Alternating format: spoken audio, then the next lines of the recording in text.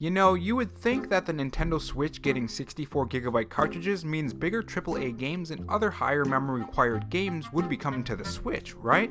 Well, hey guys, it's Rob here and welcome back to the Robo Show where we cover the latest gaming news. If you want to be kept up on the latest gaming news, rumors, and leaks from Nintendo, Microsoft, and Sony, click that subscribe button. So if you guys haven't heard yet, 64GB cartridges are coming to the Nintendo Switch in 2020, and in this video we're going to go over the details on that news, some information about the cost of the current cartridges, and how it's going to affect the 64GB Nintendo Switch cartridges being used. So this news comes to us from the Tepe Times, and they say that the flash memory maker Macronix is moving on from its 3D NAND in the second half of 2020, and the very first person who signed up for their new flash memory is of course Nintendo, which really isn't surprising seeing as Macronix is the ones behind the current Nintendo Switch cartridges. Now, one thing to keep in mind when hearing this news is that most developers don't actually use the 32GB cartridges, and you would think they would, right? Larger memory means more games, but upon looking a bit closer, I came across an article that has a quote that explains a lot actually,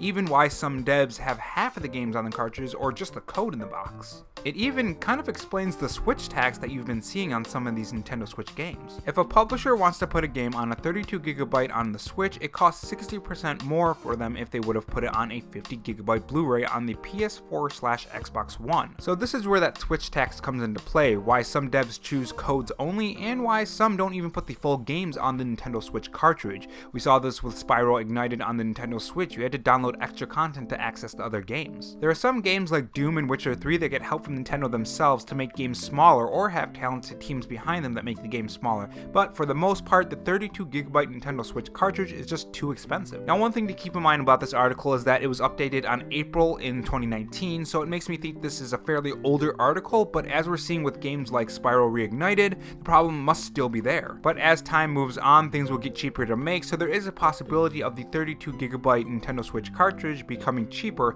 essentially becoming the new standard cartridge for the Nintendo Switch, and the 64GB ones will be the ones with the Switch tax on them. But with all this in mind, does this mean that bigger games are coming to the Nintendo Switch, be it bigger memory or AAA games? Well, it really depends on the 32GB cartridge lowering in price. If they do, we could see some new games that we never really thought of coming to Nintendo Switch, even huge surprises. The speculation of the January Nintendo Direct has been flying around, which I did a video on that, which you can click the top right pop-up right now or continue watching. But we may see some bigger games announced there, with the 64GB cartridge popping up and Nintendo usually holding a Nintendo Direct 1 or 2 months within December, and the presence at the Game Awards being lacking to say the least. So it's possible that we could see a few big surprises at a possible Nintendo Direct in January or February. So what do you guys think? Do you think there will be more AAA games on Nintendo Switch? Do you think that we may get that infamous Switch tax on the 64GB cartridges if they end up using that in 2020? Tell me your thoughts in the comment section below, and don't forget to subscribe for more gaming news,